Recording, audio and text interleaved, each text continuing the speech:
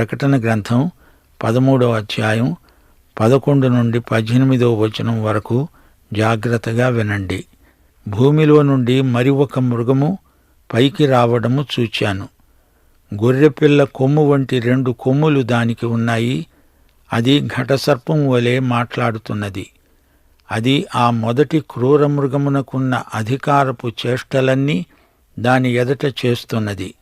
మరియు చావు దెబ్బ తగిలి బాగుపడి ఉన్న ఆ మొదటి మృగమునకు భూమి, దానిలో నివసించేవారు నమస్కారము చేసేటట్లు అది బలవంతము చేస్తున్నది. అది ఆకాశము నుండి భూమికి మనుష్యుల ఎదుట అగ్ని దిగివచ్చునట్లుగా గొప్ప సూచనలు చేస్తున్నది. కత్తిదెబ్బ తిని కూడా బ్రతికిన ఈ క్రూరమృగమునకు ప్రతిమను చెయ్యాలని అది భూనివాసులతో చెబుతూ ఆ మృగము ఎదుట చేయడానికి తనకు ఇయ్యబడిన సూచనల వలన భూనివాసులను మోసపుచ్చుతున్నది. మరియు ఆ మృగము యొక్క ప్రతిమ మాట్లాడునట్లు, ఆ మృగము యొక్క ప్రతిమకు నమస్కారము చేయని వారిని హతము చేయునట్లు, ఆ మృగము యొక్క ప్రతిమకు ప్రాణం ఇవ్వడానికి దానికి అధికారము ఇవ్వబడింది. కాగా కొద్దివారు గాని, గొప్పవారు గాని, ధనికులు గాని, దరిద్రులు గాని, స్వతంత్రులు గాని, దాసులు గాని అందరూ తమ కుడి చేతి మీదనైనా తమ నొసటి యందైనా ముద్ర వేయించుకునేటట్లు, ఆ ముద్ర అనగా ఆ మృగము పేరైనా దాని పేరిటి సంఖ్య అయినా గలవాడు తప్ప క్రయ విక్రయములు చేయడానికి మరి ఎవనికి అధికారము లేకుండునట్లు అది వారిని బలవంతము చేస్తున్నది. బుద్ధిగలవాడు మృగము యొక్క సంఖ్యను లెక్కింపనీయండి. అది ఒక మనుష్యుని సంఖ్యే. ఆ సంఖ్య 666. ఇందులో జ్ఞానము కలదు. ప్రియ శ్రోతలు వింటున్నారా? మొదటి మృగము సముద్రములో నుండి వచ్చింది. ఆ మృగము రాజకీయ నాయకుడు. రాజకీయ శక్తి, అధికారము ఆ మృగానికి ఉన్నాయి. ఈ మృగ వ్యక్తికి విశ్వవ్యాప్తమైన అధికారముంది. ఇప్పుడు మనమిక్కడ 2వ క్రూర మృగాన్ని చూస్తున్నాము. ఇది భూమిలో నుండి వస్తున్నది. ఈ మృగానికి మతాధికారమున్నది. ఈ మృగానికి 2 కొమ్ములు. అవి గొర్రెపిల్ల కొమ్ముల వలె ఉన్నాయి. దాని మాటలు అచ్చం ఘటసర్పం మాటల్లాగే ఉన్నాయి. మొదటి మృగాన్ని గుర్తించిన మీదట 2వ మృగాన్ని గుర్తుపట్టడం చాలా సులభం. మొదటి మృగం సముద్రంలో నుంచి వచ్చింది. ఈ 2వ మృగం భూమిలో నుండి వచ్చింది. ఈ 2 మృగాల మధ్య తేడా ఏమిటి? సముద్రం లోక ప్రజా సముదాయానికి సంకేతం. ఈ లోకములోని జనసమూహాన్ని చూడండి. అదంతా ఒక పెద్ద జనసముద్రమే. ఈ జనతా సముద్రానికి శాంతి లేదు, విశ్రాంతి లేదు.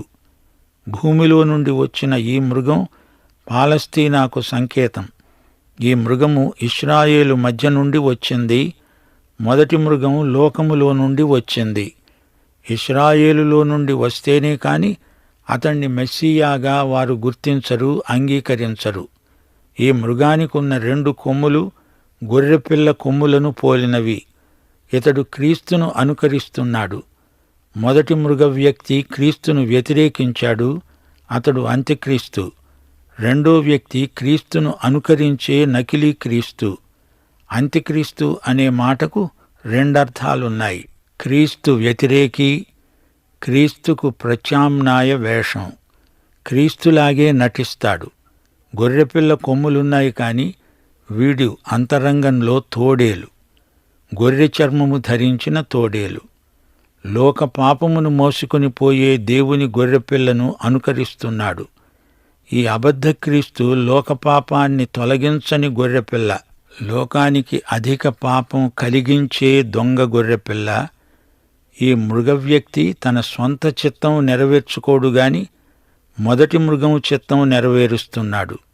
ఇతడు నకిలీ క్రీస్తు. ప్రేమను గురించి మాట్లాడతాడు గాని అంతరంగంలో వీడు క్రూర మృగం. మొదటి మృగంలాగే లోకాన్ని మోసపుచ్చుతాడు. యేసు ప్రభువు మత్తయి సువార్త 7వ అధ్యాయం 15వ వచనంలో అన్నాడు, అబద్ధ ప్రవక్తలను గూర్చి జాగ్రత్త పడండి. వారు గొర్రెల చర్మములు వేసుకొని మీ వద్దకు వస్తారు, కాని వారు లోపల క్రూరమైన తోడేళ్లు. అబద్ధ ప్రవక్తలందరికీ ప్రతినిధి ఈ రెండో మృగం.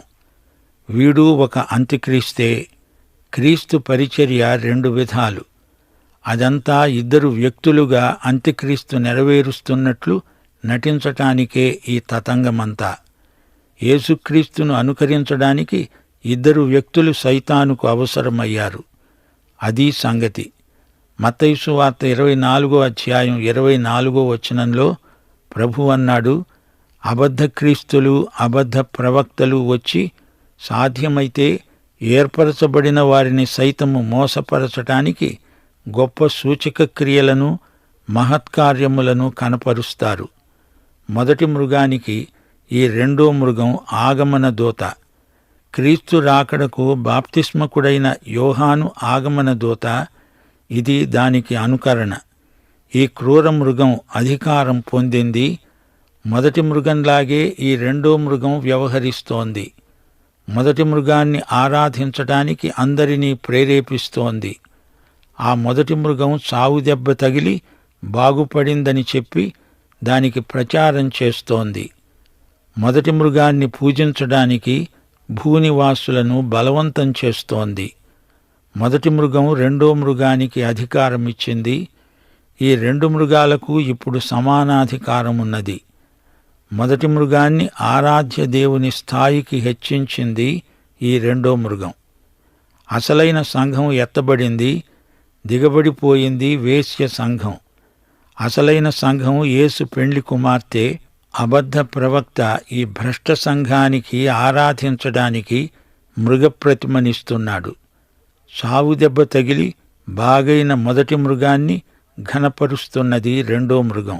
దానియేలు గ్రంథం 11వ అధ్యాయం 36 నుండి 39వ వచనం వరకు, మత్తయి సువార్త 24వ అధ్యాయం 24వ వచనం, 2 తెస్సలోని పత్రిక 2వ అధ్యాయం 3 నుండి 10వ వచనం వరకు ఈ అబద్ధ ప్రవక్త నిర్వాకం ఇంతకు ముందే మనం చూచాము.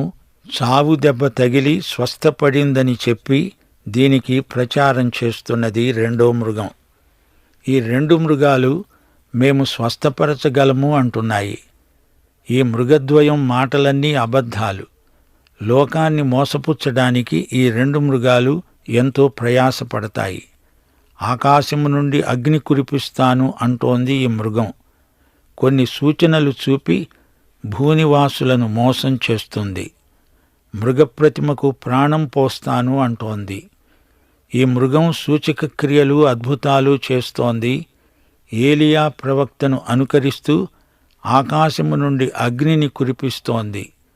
మోషే కాలంలోని ఎన్నే ఎంబ్రేలలాగా వీరు అనుకరణ అద్భుతాలు చేయసాగుతారు.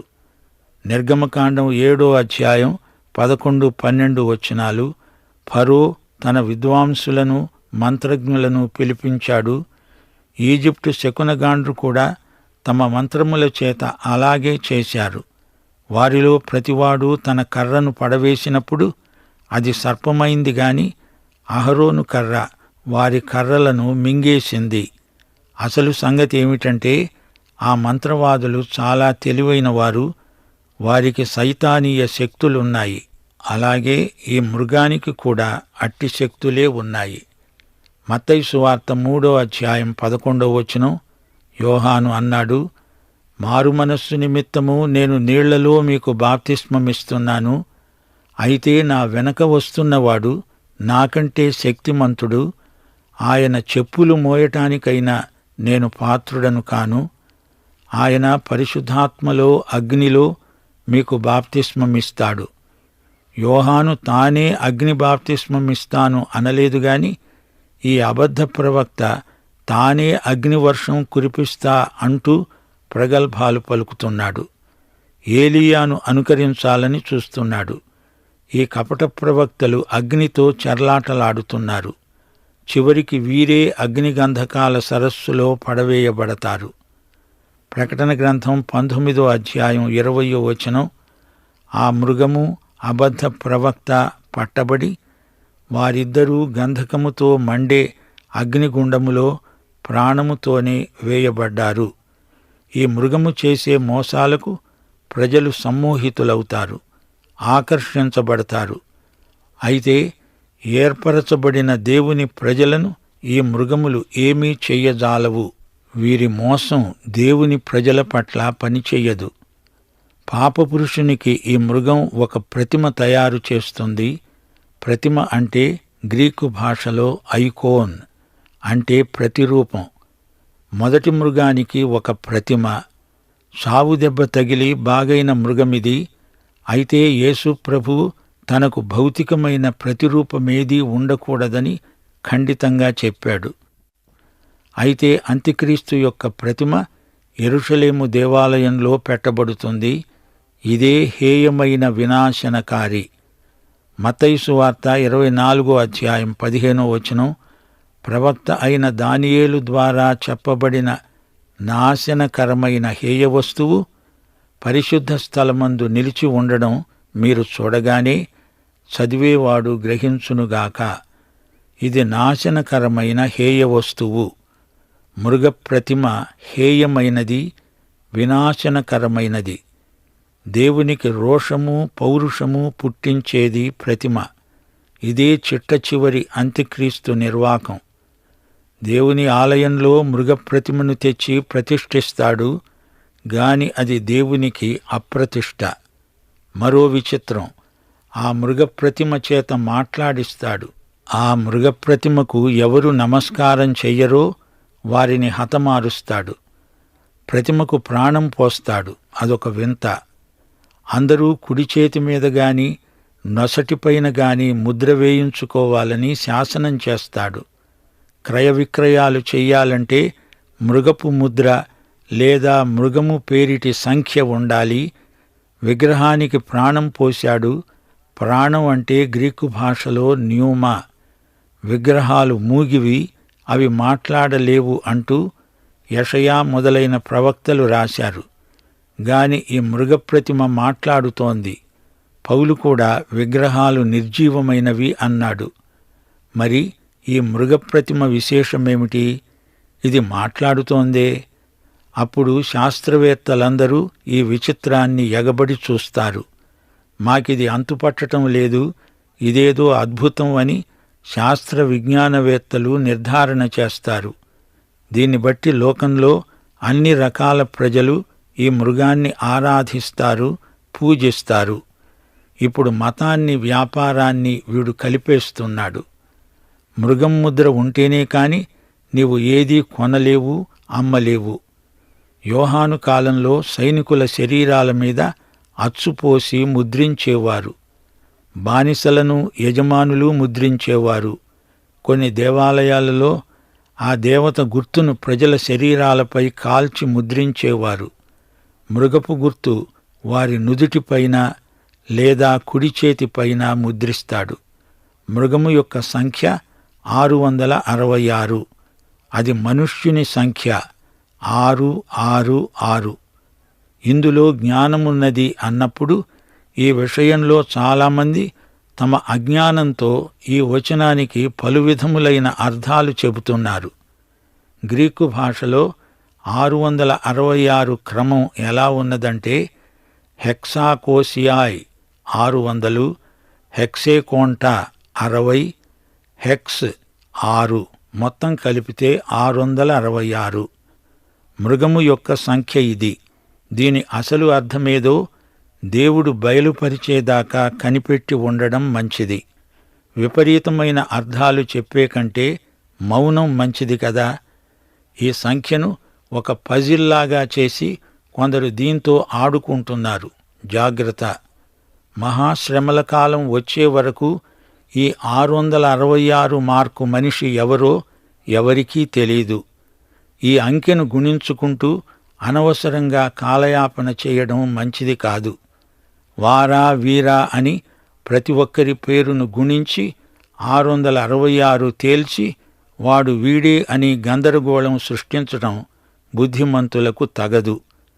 అయినా ఈ అంత్యక్రీస్తు కాలంలో సంఘం ఎత్తబడి ఉంటుంది. అది నీ సమస్య కాదు, నా సమస్య కాదు. యేసుక్రీస్తు మన రక్షకుడు, ప్రభువు అని చెప్పి ఆయనను స్తుతించి మహిమపరుద్దాము. అంత్యక్రీస్తు ఎవరా అంటూ ధ్యాస మృగంపైన పెట్టకుండా క్రీస్తునందు మనం ధ్యానం నిలపడం ఎంతో మంచిది. ఫిలిప్పీ పత్రిక 3వ అధ్యాయం 10వ వచనం మీ హృదయాలపై ముద్రించుకోవలసిన వచనమిది. పౌలన్నాడు, ఆయనను, ఆయన పునరుత్థాన బలమును ఎరుగు నిమిత్తము, ఆయన శ్రమలలో పాలివాడనగుట ఎట్టిదో ఎరుగు నిమిత్తము సమస్తమును నష్టపరుచుకొని వాటిని పెంటతో సమానముగా ఎంచుకుంటున్నాను. అసలు రహస్యమేమిటంటే మొదటి మృగం మనిషే. 6 అనేది మానవుణ్ణి సూచిస్తుంది. ఆ అంకె సూచించే మానవుణ్ణి నమ్మవద్దు, యేసు ప్రభువును నమ్మాలి. యిర్మీయా గ్రంథం 17వ అధ్యాయం 5 నుండి 8వ వచనం వరకు యెహోవా ఈలాగు సెలవిస్తున్నాడు, నరులను ఆశ్రయించి శరీరులను తనకు ఆధారముగా చేసుకుంటూ తన హృదయమును యెహోవా మీది నుండి తొలగించుకునేవాడు శాపగ్రస్తుడు. వాడు ఎడారిలోని అరుహా వృక్షము వలె ఉంటాడు. మేలు వచ్చినప్పుడు అది వానికి కనపడదు. వాడు అడవిలో కాలిన నేలయందు, నిర్జనమైన చవిటి భూమియందు నివసిస్తాడు. యెహోవాను నమ్ముకునేవాడు ధన్యుడు. యెహోవా వానికి ఆశ్రయముగా ఉంటాడు. వాడు జలముల వద్ద నాటబడిన చెట్టు వలె ఉంటాడు. అది కాలువల ఓరన దాని వేళ్లు తన్నుతుంది. వెట్ట కలిగినా దానికి భయపడదు. దాని ఆకు పచ్చగా ఉంటుంది. వర్షము లేని సంవత్సరమున చింత నొందదు, కాపు మానదు. దేవునికి స్తోత్రం. మృగపు సంఖ్య ఏమిటి? అంకెలో ఏముంది? ఈ విషయాలను గురించి తర్జన భర్జనలు అనవసరం. యేసుక్రీస్తును గురించి ఇంకా ఇంకా ఎక్కువ తెలుసుకోవాలని మనలో ఆశ దినదినము ఎక్కువ కావాలి. నిత్యత్వములో మనం ఉండేది యేసుక్రీస్తుతో. నాలో ఏ గొప్పతనము లేదుగాని ఆయన శిలువపై నా కొరకై చనిపోయాడు. ఆయన కృపచేతనే నేను ఆయన సన్నిధిలో చిరకాలము జీవిస్తాను. దేవునికి స్తోత్రం. ముగింపులో మరోసారి మృగం ముద్రను గురించి ఒక మాట చెప్పగోరుతాను. మృగం ముద్ర ఉందంటే ఆ వ్యక్తి మృగము యొక్క ఆస్తి అని అర్థం. శ్రోతలు, 13వ అధ్యాయంలో 3 ముఖ్యాంశాలున్నాయి. 1 మృగారాధన, 2 యుద్ధం, 3 ఐశ్వర్యం. మృగాన్ని అందరూ ఆరాధించారు. మృగం యుద్ధం చేసింది. మొదటి మృగము యొక్క ప్రధానమంత్రి రెండో మృగం. వ్యాపారం, ఐశ్వర్యం దీని చేతిలో ఉన్నాయి. సైతాను పరిశుద్ధులతో యుద్ధం చేయడం మొదటి నుండి ఉన్నదే. ప్రియ శ్రోతలు, ఇంతవరకు మనం నేర్చుకున్న సత్యాలను మరొకసారి మననం చేసుకుందాము. పరిశుద్ధ జీవితం మన ధ్యేయం. లోకము నుండి వేరై ప్రభువుకు మనలను మనం సమర్పించుకోవాలి. క్రీస్తునందలి జీవితంలో మహత్తరమైన ఆధ్యాత్మిక శక్తి ఉంది. సైతానీయ శక్తులు ఆత్మకు చెప్పరాని కీడు చేస్తాయి. సైతాను పద్ధతులన్నీ ఆధ్యాత్మిక విలువ లేని క్షుద్ర విధానాలు. నిత్యత్వపు దృష్టిలో వర్తమానాన్ని అంచనా వేయాలి. ఆధ్యాత్మిక విలువలను ఎరగకపోవడం ప్రమాదకరమైన అజ్ఞానం. దేవుణ్ణి ఎరిగి ఉండడమే విశ్వాసం. శ్రమలెన్ని వచ్చినా విశ్వాసం వృద్ధి చెందాలే కాని క్షీణించకూడదు. నకిలీ క్రీస్తులు, అబద్ధ ప్రవక్తలు చెప్పేది చేసేది వాక్యపు వెలుగులో పరీక్షించాలి. పాఠం ఇంతటితో సమాప్తం. మన ప్రభువు రక్షకుడు అయిన యేసుక్రీస్తు వారి కృప, మన తండ్రి సృష్టికర్త అయిన దేవుని ప్రేమ, మన ఆదరణకర్త అయిన పరిశుద్ధాత్మ సహవాసము మనకందరికీ సదాకాలము తోడై ఉండునుగాక. ఆమేన్.